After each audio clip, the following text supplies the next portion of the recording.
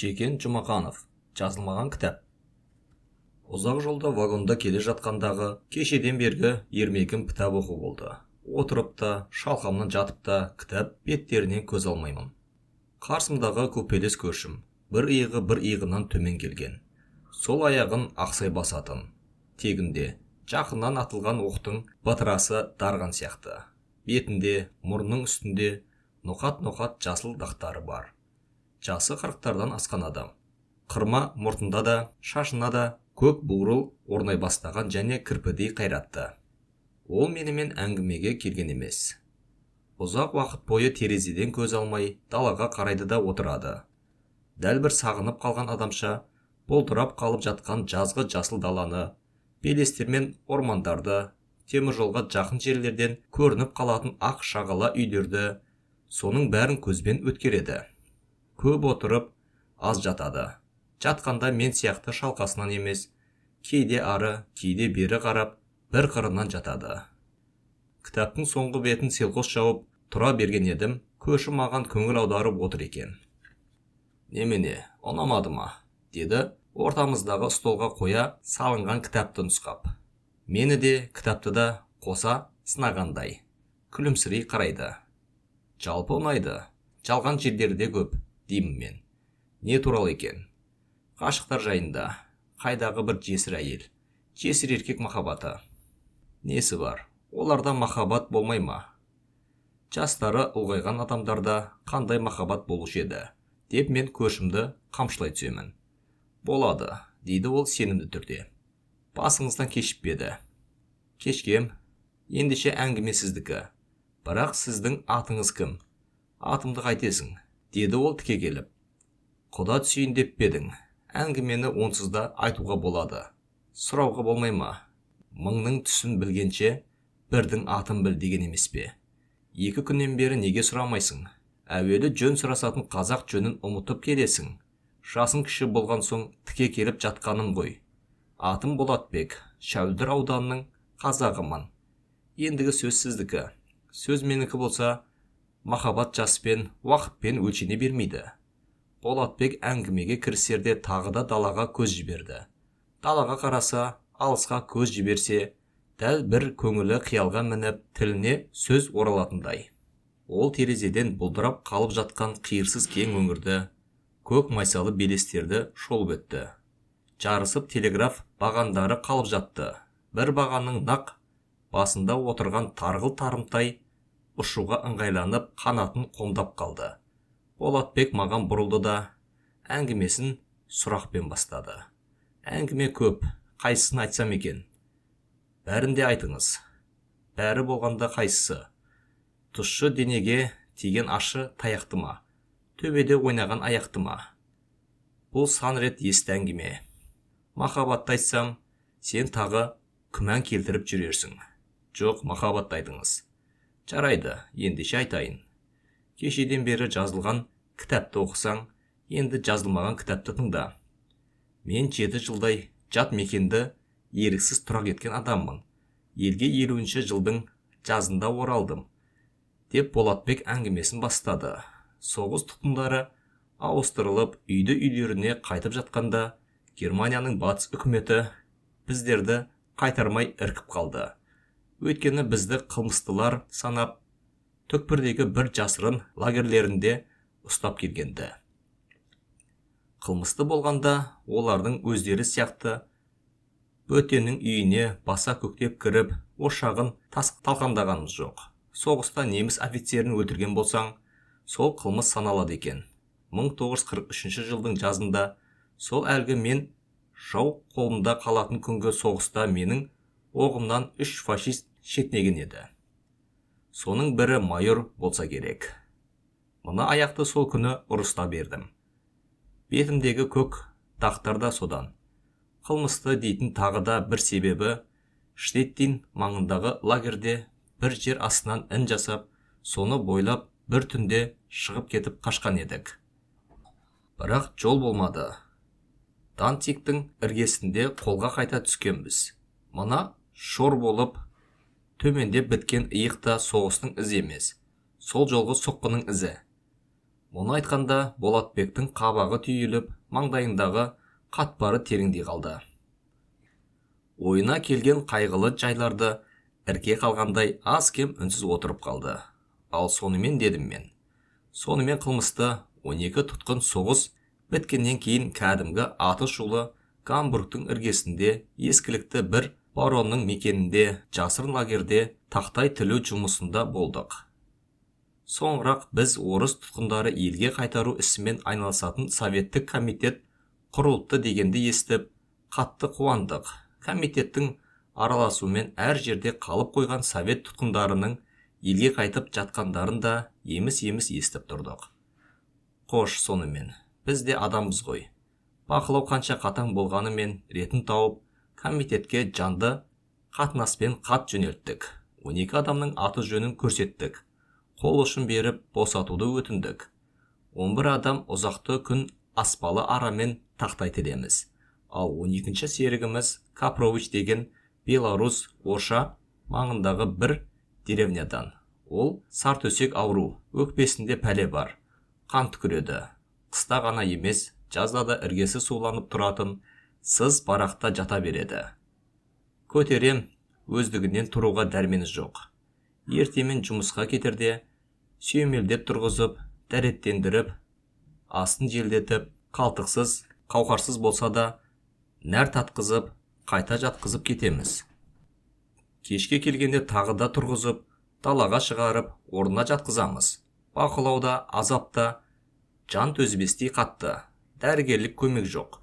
Өлгенімізге белгі соғып, лагерден шығарып, әкететінді ғана біледі. Басында біз көп едік. Бұл өле-өле аман қалған 12 болатын. Байқаймын, Болатбек пікірге бай болғанымен айтуға келгенде сөзге сараң. Оқиға біткенді ақтара бермей, ағыңды аттың тізгінін тарта түскендей. Ағындаған ойын қош деген өзіне үйреншікті бір сөзбен қысқартып тастап отыратын сияқты. Қош, сонымен, біз де адамбыз ғой. Өз елімізден жәрдем күтіп, үлкен үмітпен жүріп жаттық. Капрович екеуміз тегінде бір полктан едік. Жас жағынан да екеуміз құрдаспыз. Сондықтан болар, мені өзге 10 жолдастан гөрі де жан тартып жақынырақ санайтын. Екеуміздің төсегімізде қатар. Өле шаршаған жандар ес түсіп білмей ұйықтап жатыр едік. Түннің бір мезгілінде Капрович мені әлсіз жұлқылап оятты. Болатбек Байжигитович, деді ақырында ұстап. Аз ғана минут басыңды көтерші. Мен атып тұрып Капровичке үңілдім. Менің басымды көтер, аз ғана әңгімем бар, деді Капрович. Барақтың сызды еденін жалаңаяқ басып барып шамды жақтым. Басын көтердім. Қолым бұлшық ет тұсынан ұстаған едім, жіңішке сабау ұстағандай қолдарым айқасып кетті. Капровичтің өңінің ақтығы қағаздай, өсіп кеткен сақалы да тым ақшыл және сығырдың шудасындай ұяң. Тамсана бергенін аңғарып, шыны құтыда тұрған судан құйып бердім. Капрович тамағын жібітті де, әлсіз дауыспен әңгіме бастады. Біздің хат десе, аяқсыз қалдырмайды, деді ол, дәл бір түс көрген адамдай. 11-іңде аман есен елге қайтасың. Аузыңа май, бірақ 12 деп айт. Мені санама, деді Капрович даусы дірілдеп шығып. Ауруым меңдеп бара жатыр. Күндіз сендер жоқта өте қиналып, бірер рет талып кеткендей болдым. Әлгі бір әзірде де талып кетіп, көз ашқан сияқтандым.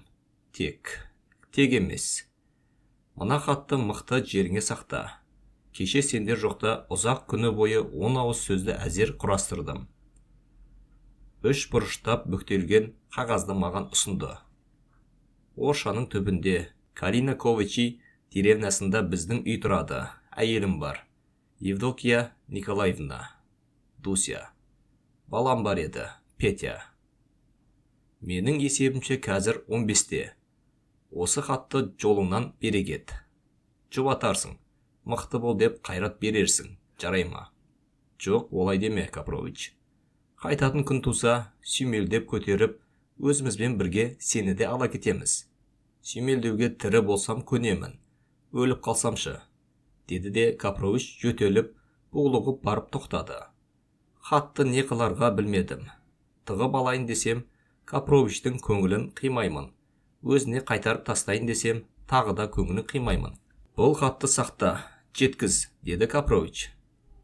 Ал енді ұйықта, ертемен жұмысқа барасың ғой. Хош, сонымен жүріп жаттық. Көтпеген жерден бір жаңалық болды. Лагердің бастығы Эслер деген кірпігі жоқ, қызыл көз капитан еді. Сол дереу басқа бараққа көшесіңдер деп бұйрық берді. Төсек орынға жармаса беріп едік. Эслер бұл төсектер орында қалады деп алдырмады. Капровичті сүймелдеп ортаға алдық та бәріміз жаңа бараққа қарай шұбадық. Жаңа барақтың едені сырланған, терезелері жарық, аңғары биік екен. 12 адамға әзірленген төсек орында аппақ. Және де үстіміздегі ала тек шекпендерді жинап алып, бәрімізге жөні түзу киімдер берді. Сол күннен бастап, сорпаның бетіне де май жүгірді. Бұл неліктен, деп таң-тамаша болдық. Сатып алғалы жүр, десті біреулер. Сатып алмайды, деді Капрович қырылдаңқы үнмен.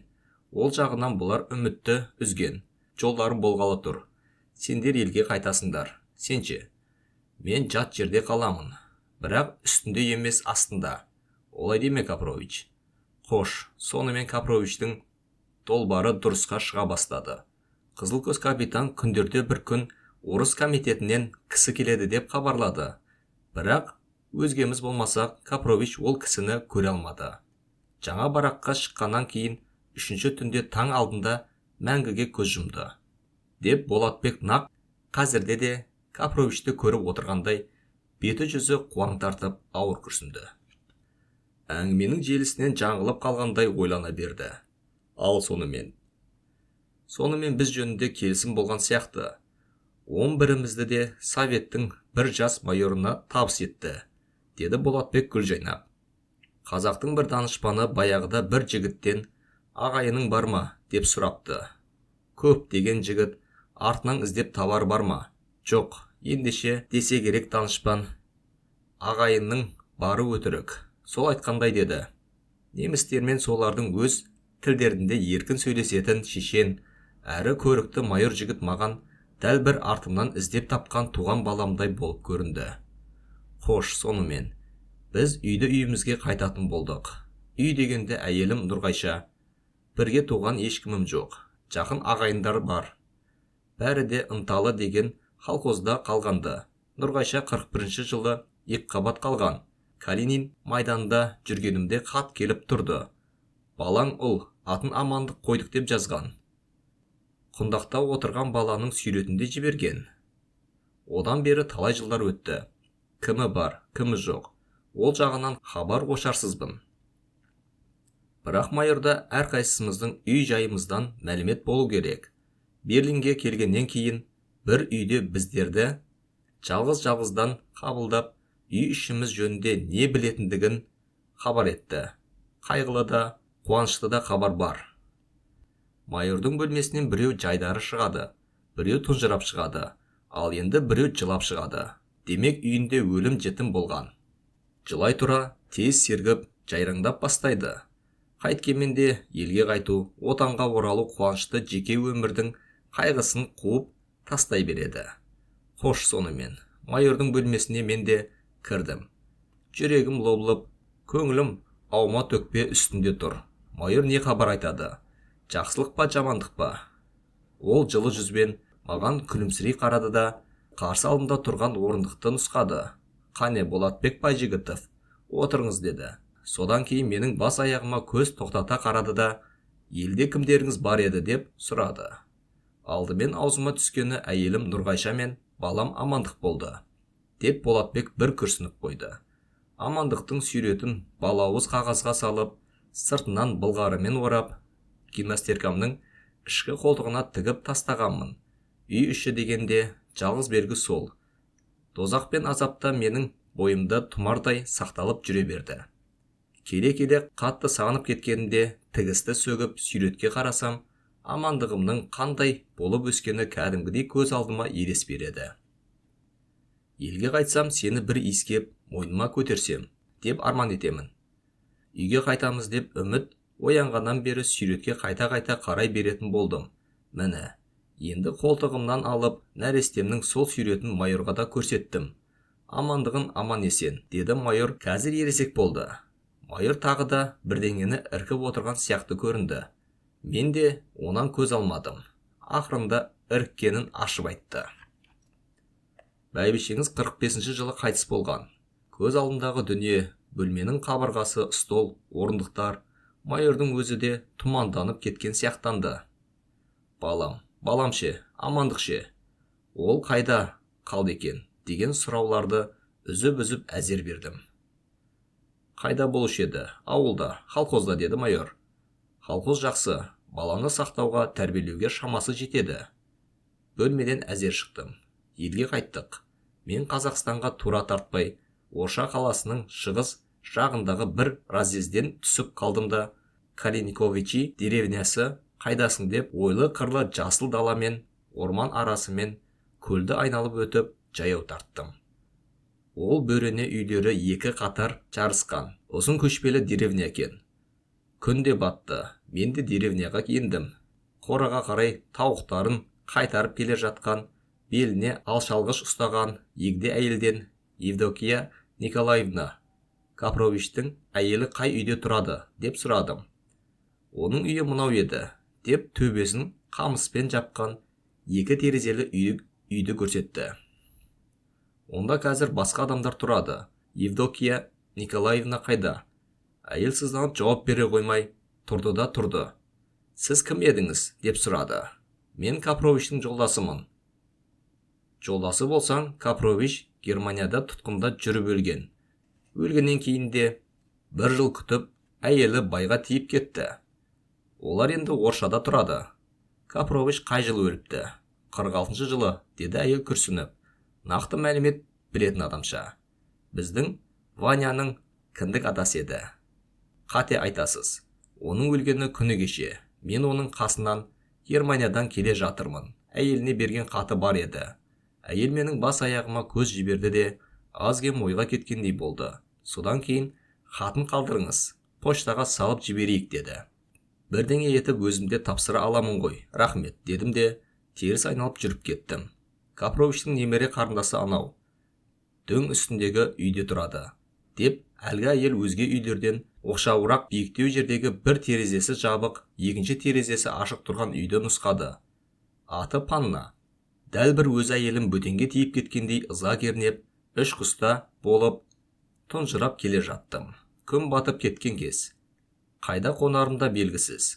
Ұзыннан ұзақ созылған деревняның көшесін бойлап тартып келемін. Әлгі дөң үстіндегі үйдің алдында қызыл көйлекті әйел ағаш жарып жатыр екен. Капровичтің немере қарындасы Панна сен боларсың деп келемін. Қасында самаурыны тұр. Анадайдан көріп келемін. Ағаш жара білмейді. Балтасы бір ұрған жеріне қайта түспейді. Ағашты әр тұстан бір жаңқалайды. Капровичтің хатын осыған тапсыра кетейін деген оймен жағалап қасына келдім. Еңкейіп ағашпен әуре болып жатқан келіншек мені көрген жоқ. Еңкейгенде алдына түсе берген қара бұрымын қайта-қайта иығына серпіп тастайды да, ағашты қидалап, балталай түседі. Өңі ақ, әдемі қыр мұрынды, сұңғақ денелі тал шыбықтай бұраңдайды. Ағашты қорғылдыңыз ғой, дедім мен қалжыңдап. Келіншек бұрымын тағы да кейін серпіп тастап, маған жалт қарады. Содан кейін сөз қайтарып, мұны мен қорқылып тұрғаным жоқ, деді. Бұл мені қорқылып тұр. Ағашты олай жармайды. Келіншекті есесін сөзден жіберер емес. Жұмыс салмағын маған жүктей көрсетіңіз, қалай жарады, дегені бар емес пе? Былай жарады деп, балтаны қолға алып, бөренені бақшалап жарып, рет-ретімен бөлшектей бастадым. Балтасы да өткір екен. Ағашта қорап тұр. Тек соғатын қол келіспепті. Бір жолғы самауырға ғана емес, бірнеше күнгі самауырға жарайтындай етіп, ағашты мол жарып, текшелеп үйдім. Бұл кезде келіншек үйіне кіріп кеткен еді. Қайта шыққанда қу бөренеден түк қалмағанын көріп, таң тамаша болды. Еркек әйелдің айнасы сияқты, деді Болатбек күліп. Үйге кіріп шыққанда өзгере қалыпты. Басына шашылап көк орамал тартқанда, ұшын тамағының астынан шарт түйіпті. Қайта-қайта алдына түсе беретін бұрымын желкесіне дөңгелете түйіпті, тіпті ажарлана түсіпті. Сіз кім боласыз? Бұл маңның адамына ұқсамайсыз, деді ол. Осы сұрауына жауап алмастан самаурын үрлей бастады да, мұржасынан құрғақ түтін бұрқырап, онысы тұтана қоймады. Бір етігімді шешіп жіберіп, соның қонышын көрік етіп, самаурда тұтанып, астынан қызыл шоқ жайнап қоя берді. Сіз іске туған адам екенсіз, деп мақтап өтті. Мен жөнімді айттым. Әйел аянышты раймен тыңдады. Капровичтің өлер шағындағы жай жапсарын айтқанымда, әйеліне жазған хатын тапсырғанымда көзіне жас алды. Евдокияның байға тиіп кеткенін бұл да хабарлады. Қашанға дейін күтсін, деп оны ақтайда бастады. Іңір түсіп келеді. Жаздың жылы аспаны қоңыр тарта бастады. Қош айтысып, жөнеле берген едім, әйел маған қамқорлық көрсетті. Разъезге дейін көп жер. Түн болып кетті ғой, деді. Түн болса да разъезден басқа қонарлық жерім жоқ, дедім. Үйге кіріңіз, осында қоныңыз, бөтен адам болмадыңыз. Үйі 3 бөлме екен, өзінен басқа жан жоқ. Оның мәнін сұрауға ұялдым да, қарап отырмай, іш қалтамнан мұрт қаратын сауыт саймандарымды алып, шам жарығында отырып, өсіп кеткен сақал мұртты қырына бастадым. Алдымда тұрған айнаның бір сынығы еді. Әйел оны көргенде тағы бір қамқорлық жасады. Мынаған қараңыз, деп топсалы, жантайта қоюға болатын артында сүйеніші бар үлкен айна әкеліп берді. Панна көзі жасты, көңілі жібек бір жан екен. Капрович екеуміздің Германиядағы өткізген өмірімізді естіп те, өзінің сүйген жары майданнан қайтпағанын айтып та, көзіне жас ала берді. Ортадағы бөлмені менің еркіме қалдырып, Паннаның өзі жатарда бүйірдегі бөлмеге кіріп жоқ болды. Есігінде ішінен бекітіп алды. Есікті аша бергенде Паннаның маған жақсы жатып жайлы тұрыңыз деген жұмсақ үні көңілімді қытықтағандай болды. Бірақ қалжың айтпай, өзімді байсалдылық шеңберінде ұстадым. Ұйқыға жай жатқандікі ме, шаршап келгендікі ме, ерте ояна алмадым. Мені Панна оятты. Алшалғышын байланып, киініп, жуынып, тас түйін болып алған жас әйелдің таңертеңгі түрі маған кешегіден де сұлу болып көрінді. Мен фермаға сүт қабылдап алуға бара жатырмын. Сіз ұйықтай беріңіз, есікті бекітіп алыңыз, деді. Есікті бекітіп алдым. Панна ұзақты күн фермадан оралмады. Маған әбден сенген сияқты. Мен де үйді иесіз қалдырып кетпей, ол күні жолға шықпадым. Қарап та отырғаным жоқ. Бір бұрышта қирап жатқан 2 орындықты жамап жасқап қатарға қостым. Одамның есігінің бос тұрған бір тақтайын орнына келтіріп шегелеп қойдым. Паннаның төсегінің астында ағаш өкшелері үзіліп қалған былғары туфли жатыр екен. Олардың өкшесін орнына бекітіп, киіп кетуге әзір етіп қойдым. Кешке жақын Панна келгенде, еркектің қолы керек етіп тұрған үйдің осылайша біраз тәртіптеліп қалғанын көрді. Сіз тағы да 3-4 күн болыңызшы, деді қалжың шыны аралас. Мен жауап бергенім жоқ. Бірақ тілегін орындадым. Мен әкелген Капровичтің хатын Панна шынылы раманың ішіне салып, үйдің төр жағына іліп қойды. Жақында Петя каникулға шығады, деді ол. Мамасы екеуі осында демалады. Бәріміз осы хаттың тұсында отыратын боламыз. 4 күн өткеннен кейін Панна үстіне таран қызыл жібек көйлек киіп, аяғына алғашқы күні өзім өкше салып берген туфлиді киіп, шашын жылтырата тарап, 2 жара өріп, беті білектері әппақ болып, тотыдай сыланып, бір қыр көрсеткендей болды да, бұралып басып, менің қасыма келді. Бүгін клубта кино бар, мені апарып қайтыңыз, деп өтінді. Ертіп бардым. Картинаны қатар отырып көрдік. Ай жарық, жұлдыздар тығыз. Сол түні аспан жерге жақын тұрған сияқты көрінді. Ай тіпті таяқ тастам жерде тұрғандай. Ұзын көшені бойлап, Паннаны қолтықтап келе жатырмын. Біздің колхоз қандай жақсы деп, ол мені қызықтырғандай болады. Осында қалсаңызшы, жұмысшы күші жетпей жатыр. Колхоз өндірісінде қолы шебер сіздей азаматтар керек. Күтіп отырған әйеліңіз әйтеуір жоқ екен. Сонау Қазақстанға барып қайтесіз. Мұнда да совет жері. Мен қалжыңға басып, колхозға керек болуым жеткіліксіз, деп күлемін. Оның үстіне тағы бір адамға керек болсам, сонда қалар едім. Жүре көрмейсіз бе? Бәлкім керек боларсыз, деп ол да күледі. Онда қалар едім, деймін мен де. Осындай қалжың шыны аралас сөздермен отырып, үйге келдік. Үйге келгенімізбен кіріп кетпей, есік сыртындағы орындықта телміре қараған ай астында отырып қалдық. Жаз түні болса да салқын еді. Киініп шығыңыз, далада отыра тұрайық, дедім мен. Ойым тереңдеп сөйлеспекшімін. Оның айтқан жаңағы бір ұсынысы мені толқытып барады.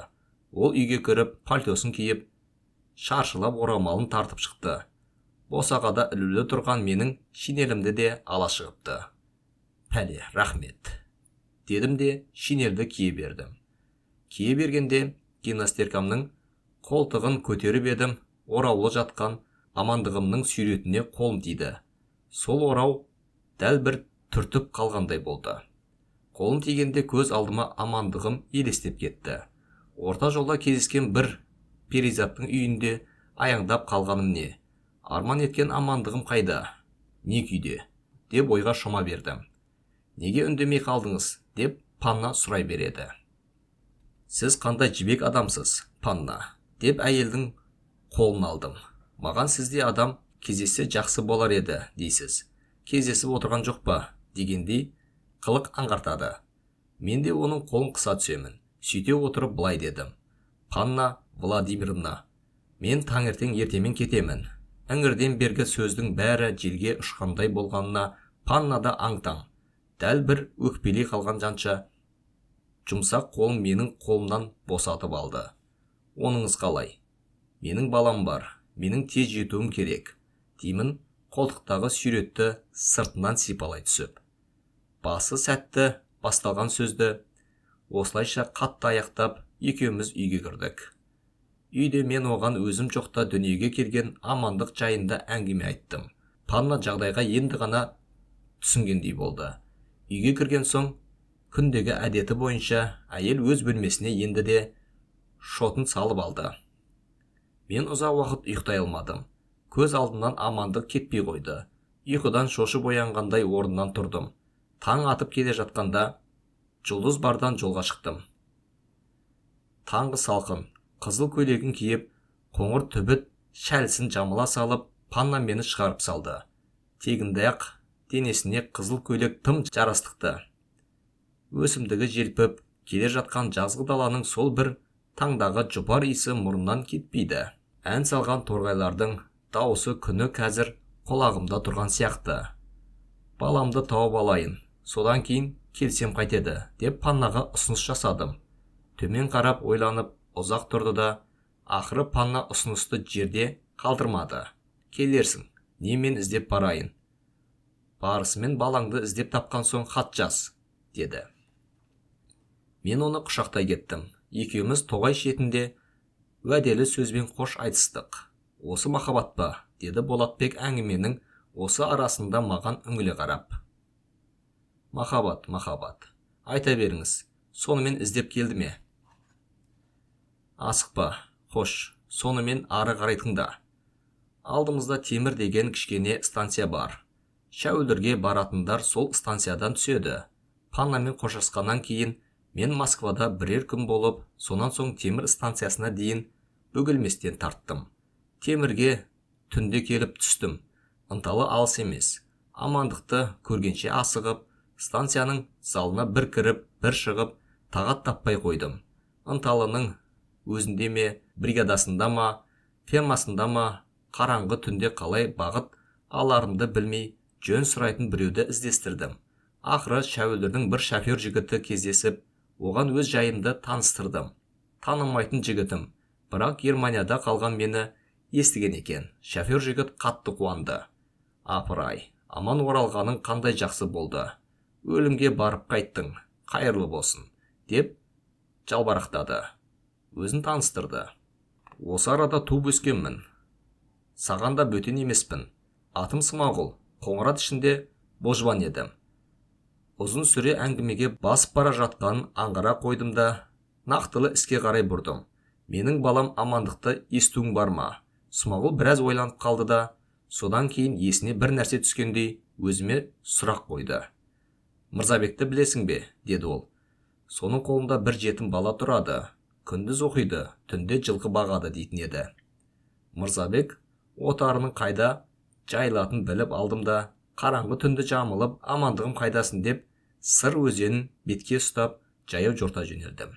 Арықтарды аттай өтіп, аңыздарды таптай өтіп, адам батып қалғандай болып, жылымын ішке тартып жатқан борпық саздауытты құрқақтау жағынан айналып, кейде жүгері, тары егісіне ұрынып, көк бақалары даңғаза шу көтеріп жатқан шалдық суды артқа тастап тартып келемін.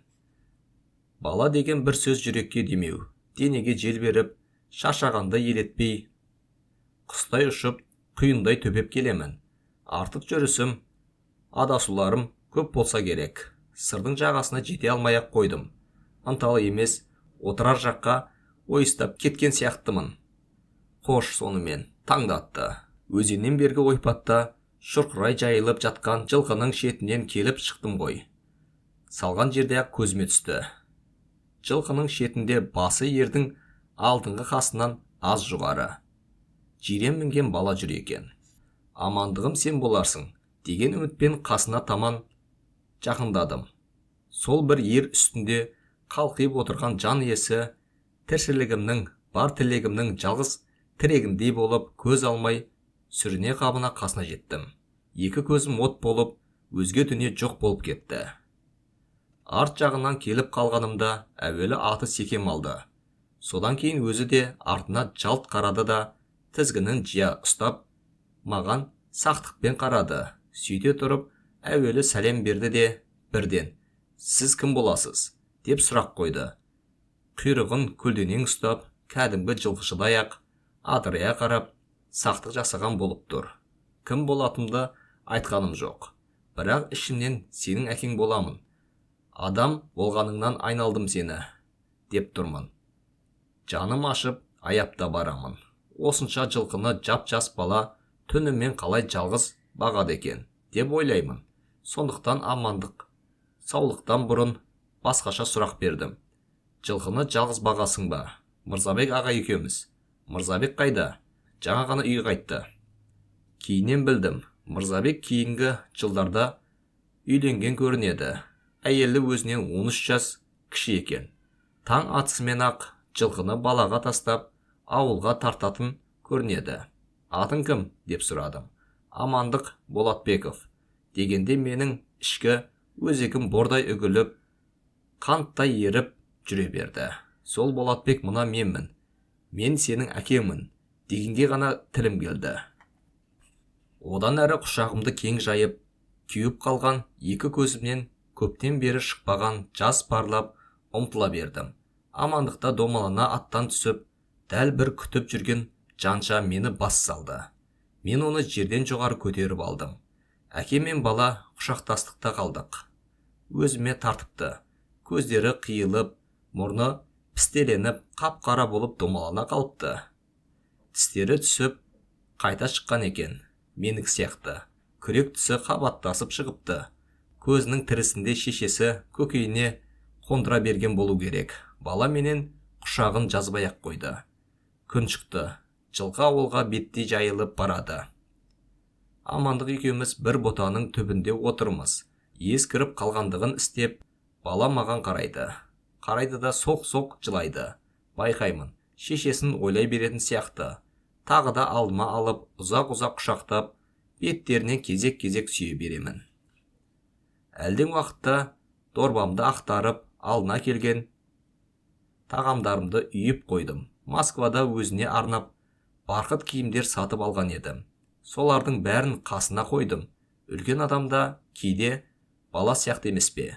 Амандықтың өзім жоқ жылдарда жеп ішкендерінің есесінде, кимегеннің есесінде дәл қазір толтырып тастағандай болып-ақ отырмын. Бірақ Амандық ақылсыз емес сияқты. Мыналар таза киім екен, деді.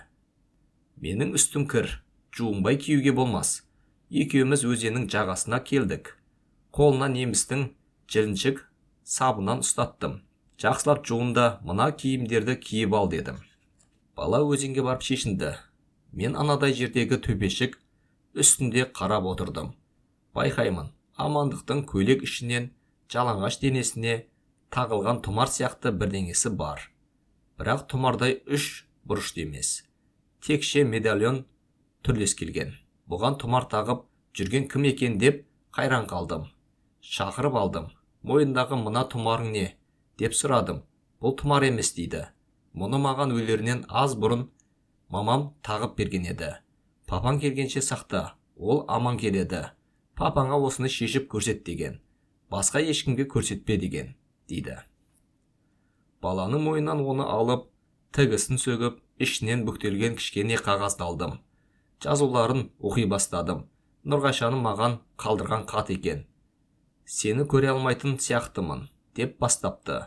Содан кейін мына Амандықтың тым жастай қалып бара жатқанын айтады. Маған үлкен бір сеніммен аман есен келесің дейді де, тағы да осы Амандығының тағдырын айта түсіпті. Хош бол қосағым, серігім, деген сөздермен аяқтапты. Хат сөздері өзегімді өртеп, жүйе-жүйемді босатты. Балаға сыр бергім келмей, бар қалқам, жуынып кел дедім. Тірілігінде қадірін білдім бе?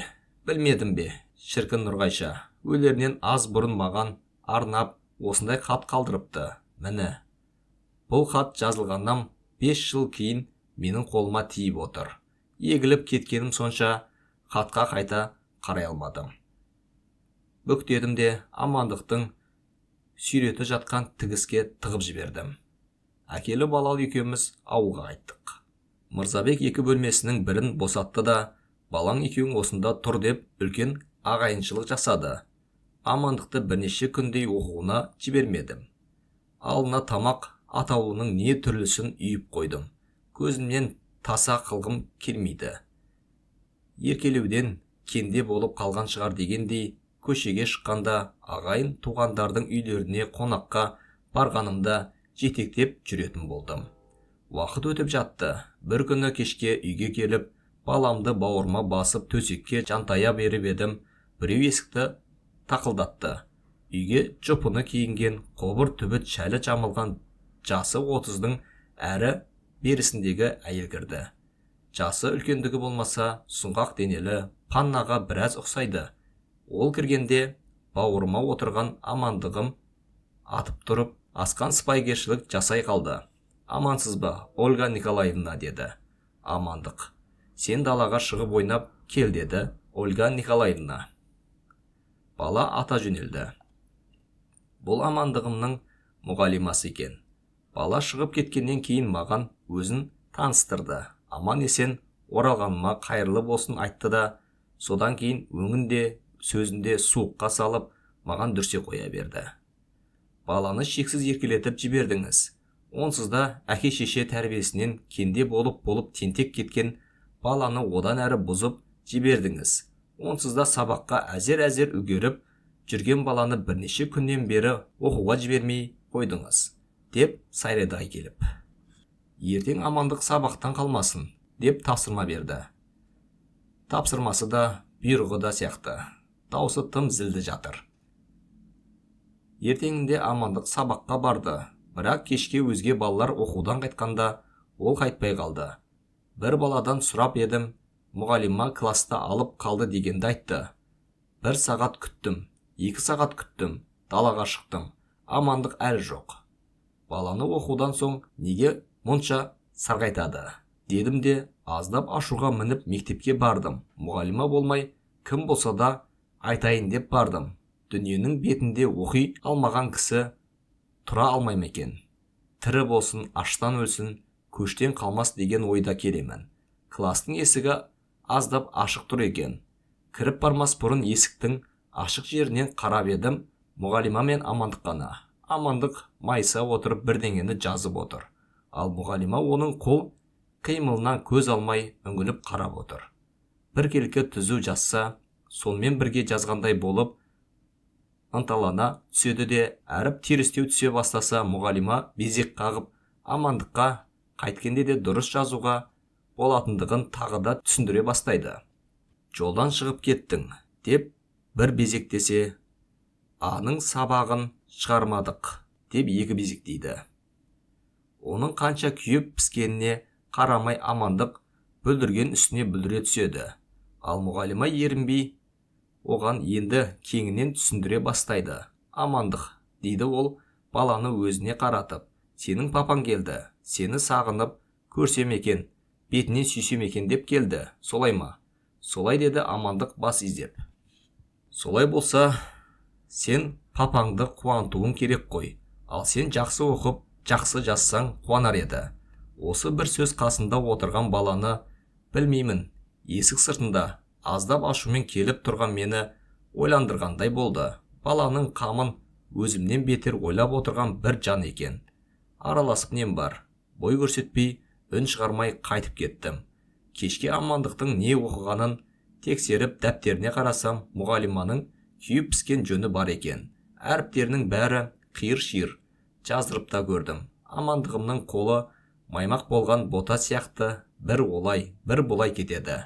Сонда да ұрысқаным жоқ.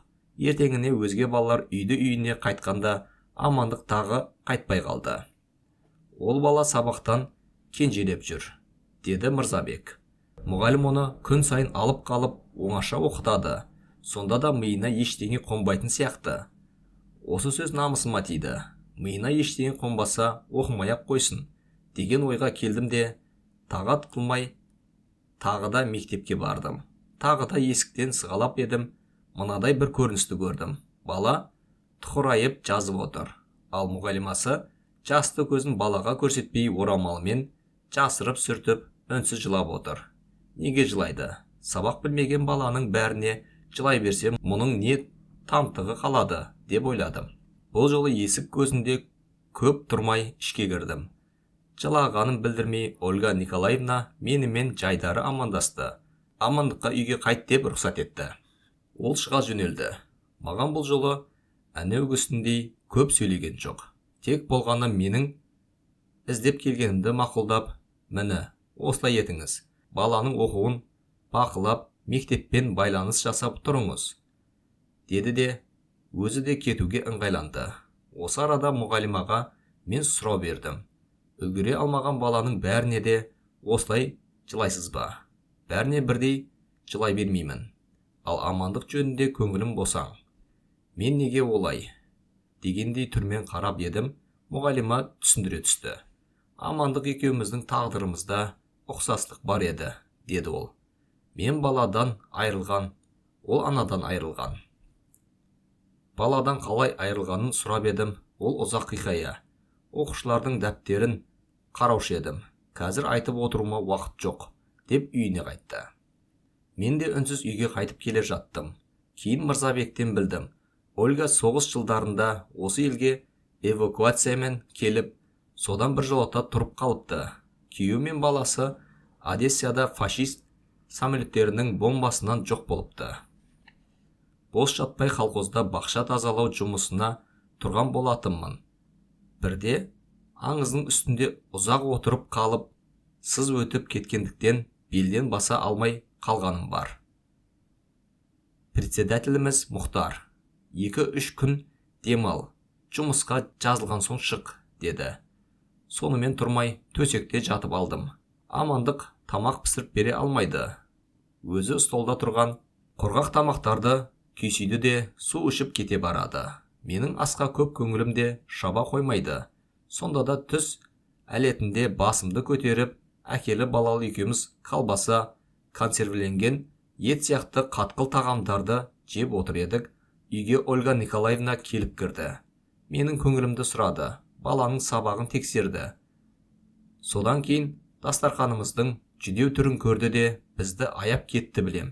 Мен сіздерге ыстық тамақ жасап берейін деп Амандықты көмекке алып, апыл-құпыл іске кірісті. Көптен бері от жағылмаған қазандыққа маздатып от жақты. Қазандық астындағы маздаған оттың өзі бір ғанибет. Пісіп келе жатқан сорпаның қош иісі тағы тамаша. Үй ішіне бір шаттық келіп кіргендей болды. Оның үстіне тамақ әзірлеушіміз де анау-мынау адам емес. Бір бәкізе, қолына қолы тимейді. Және көз шағылысқандай етіп тәрелкелерді сүрткені қандай. Ыдыс аяқты жұтындырып, дастархан үстін жайнатып жіберді. Сіз жата беріңіз, деді Ольга Николаевна. Жоқ, жазылып келемін, деймін мен. Тәрелкеге құйылған асты Амандық екеуміздің алдымызға қойып, Ольга Николаевна кетіп бара жатыр. Асыға түрегеліп, кесе көлденең тұрып алдым. Сіз осы тамақтың дәмі болмайды. Бірге отырып, ауыз тиіп кетіңіз. Амалсыз көнді. Үшеуміз ас үстінде қатар отырдық. Амандық ортамызда. Ольга ас әзірлеп қана берген жоқ. Осы үйге қуанышта әкеліп отырған сияқты. Тіпті аз уақыт болса да, үйдің де, көңілдің де сәнін кіргізіп жіберді. Дәмді тамақты сүйсіне ішіп те отырмын.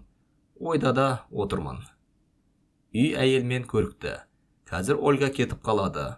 Аз уақытқа өзі орнатқан қуанышын өзі ала кеткендей болады деп ойлаймын. Аз уақыт болған несі? Осылай болып, өмір бақи осы бір қуаныш орнап неге қалмайды деп те ойлаймын. Бірақ сол сәтте көз алдыма Панна елестеді. Оған тез хат жазуым керек. Ол келеді. Ол үшеумізде осылай қатар отырамыз деймін. Бірақ нақ осылай бола ма? Панна көңілінде мен жөнінде қапы болмас. Бірақ Амандық ше. Алыстан келген, бауырына басып бала көрмеген, жас жанға осынау домалақ қара бала қандай әсер етеді? Үйірле кетер. Бірақ сүйіп үйірлеме, күйіп үйірлеме. Шын жүрегімен анықта, адалда балам дей алама. Деуде мүмкін, демеуде мүмкін. Бүгін дер, ертең бар ғой. Ертең демей шықса қайтемін. Қарсы алдымда отырған көп мінезі, бойы мен көзі Паннаны еске түсіретін Ольгаға қараймын. Бұл қарсы алдымда отырған көп мінезі, бойы мен көзі Паннаны еске түсіретін Ольгаға қараймын. Бұл менсізде осы балаға көз қырын салған адам. Өзі де бір кезде бауыр басқан баласынан айырылған жан. Өмірі, тағдыры ұштасып жатыр. Іңірде Ольга Николаевна үйіне қайтты. Төсегімнен мүлде түрегеліп, жылырақ киініп, далаға мен де шықтым. Ауылдың бір шетінде тұратын үйіне дейін оны шығарып салдым. Жол бойы Ольганың ішкі сарайына барлау жасаған болдым. Мені де, Амандықты да бүгін адам еткендей етіп кеттіңіз. Бірақ орнатқан қуанышыңызды өзіңізбен бірге әкетіп барасыз деймін. Тым ұзақ отырып қалдым, дейді Ольга. Қайт дейсіз. Түн бойы кетпе дейсіз бе? Түн бойы емес, деймін мен де ашыла сөйлеп. Өмір бойы. Ольга үндемеді. Мен де тілсізбін. Жаздың жылы іңірде жым-жырт аспанда ай тұр. Жұлдыздар жымыңдайды. Сонау бір кезде Паннамен бірге кинодан қайтқандағы түн сияқты. Хош, сонымен мен сонау Орша түбінде қалған Панна мен осы Ольганың арасында, екі оттың арасында қалғандай көп қиналдым. Деп әңгімеші Болатбек үнсіз ұзақ отырып қалды. Мен оған сұрау қоя бастадым. Сонымен қайсын қаладыңыз? Сен айтшы, деді Болатбек. Қайсын қалағаным мақұл. Мен де Болатбектің дәл өзіндей үнсіз отырып қалдым. Тоғай шетінде Паннаға берген уәде анау, Ольга мұнау. Менің де көз алдыма тал шыбықтай бұралған, таран қызыл көйлекті, ақ жүзді жас әйел Панна келді. Менің де көз алдымда өз баласындай Амандықты бауырына басып, ана үлгісі, тәрбие үлгісі Ольга тұрды. Болатбек маған жымия бір қарап алды да, үзіліп қалған әңгімесін жалғай жөнелді. Хош, сонымен күз келді. Күзге қарай Ольга Николаевна Амандық жөнінде ашуға баспайтын болды. Сабақтан соңда алып қалмайды. Бірде оның қатарға қосылғанын, сабаққа үлгеріп кеткенін қуанышпен хабарлады. Мен рахмет айтып едім. Мұғалима маған қарап күлді де, рахметті өзіңізге де айтыңыз. Сіз келмегенде олай болмайтын еді, дегенді айтты. Баланың көңілі орнықты. Ақыл тоқтатты. Байқаймын, сабағы мен тәртібі жақсы бола тұра, Ольга Николаевна үйге келіп, Амандықты тексеруден өткізгенін қоймайды. Көбінесе менің жоқ кездерімде келеді. Оны сөкпе, дейді Мырзабек. Үнемі сондай, сен жоқ кездерде де Ольга Николаевна Амандықсыз тұра алмайтын. Аңғарып байқасам, Амандығымның өзі де Ольга Николаевнасыз тіршілік бар деп білмейтін сияқты. Әдейі тексеріп байқамақ болдым да, оңашада амандыққа көшеміз, Белоруссияға барамыз деген едім. Ольга Николаевнаны қалай тастап кетеміз дегені бар ғой. Ақыры болмады. Сонан бір іңірде үзіліп қалған үнсіздікті оятып, Ольга Николаевнаға бар шынымды айттым. Паннаға уәдем барында жасырмадым. Амандыққа да, маған да ие керек. Сізден басқа ешкім бола алмайды дедім. Болатбек әңгімесін қорытты. Паннаға хат жаздым. Біздің ауылға қонаққа кел, қарындас ретінде кел, деп жаздым. Біз мінген поезд ертеңіне темір станциясына келді. Болатбек сол станциядан түсіп, Шәудірге кетуге тиіс. Мен оның чемоданын көтерісіп, шығарып салдым.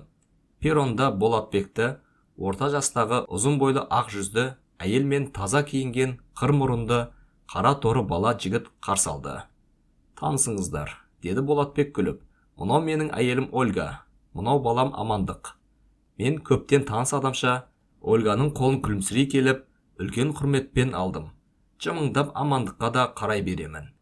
Өзі айтқандай, жазылмаған кітап иесі Болатбек те бізбен күліп қоштасты. Үшеуі қатар тұр. Үшеуінің жүздерінде де баянды, байыпты бақыт белгісі бар. Поезд Алматыға қарай бет алды. Оқыған Жиһаз Маманы.